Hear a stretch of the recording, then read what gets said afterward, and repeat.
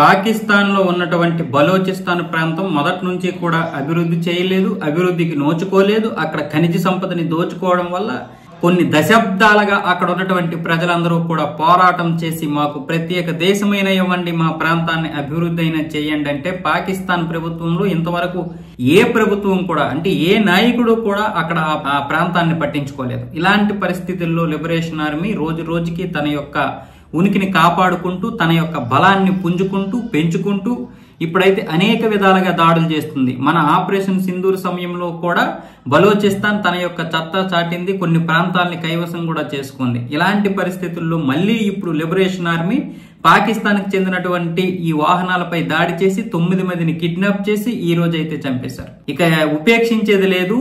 Balochistan liberation army కొత్త పందాన్ని పుచ్చుకుంది. కొత్త పందాతో ఇక మా యొక్క నిరసనని లేదా మా యొక్క స్వాతంత్ర సమరయోధ పోరాటాన్ని కొనసాగిస్తామంటూ ఇప్పుడు వాళ్ళైతే చెప్పడం జరిగింది. కాకపోతే ఈ యొక్క దాడి ఏదైతే ఉందో ఈ దాడికి ఏ గ్రూపు కూడా బాధ్యత వహించలేదు, కానీ ఈ వ్యాఖ్యలు అయితే చేయడం జరిగింది. ఇక నుంచి కొత్త పందాలో మా యొక్క ప్రయత్నాలు చేస్తామంటూ లిబరేషన్ ఆర్మీ చెప్పింది, కానీ ఈ 9 మందిని మేమే చంపామని చెప్పలేదు. ఇంకా మరికొన్ని వాహనాలపై కూడా దాడి చేస్తున్నారు. బలోచిస్తాన్ వెళ్లాలంటేనే మిగతా పాకిస్తాన్ లో ఉన్నటువంటి మిగతా ప్రాంత ప్రజలైతే భయపడిపోతున్నారు.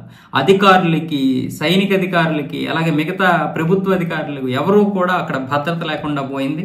లిబరేషన్ ఆర్మీ పాకిస్తాన్ లో ఉన్నటువంటి సైనికుల కంటే కూడా బలమైనటువంటి వ్యవస్థ. పైగా అక్కడ వీళ్ళు పలానా దానికోసమే పనిచేస్తారు, జీతం కోసమని, లేకపోతే అధికారులు చెప్పే దాని ప్రకారం. కానీ లిబరేషన్ ఆర్మీలో ఉన్నటువంటి మిలిటెంట్లు అలా కాదు. కేవలం బలోచిస్తాన్కి స్వాతంత్రం రావాలన్న ఉద్దేశంతో వాళ్ళు తెగబడిపోతుంటారు అనమాట.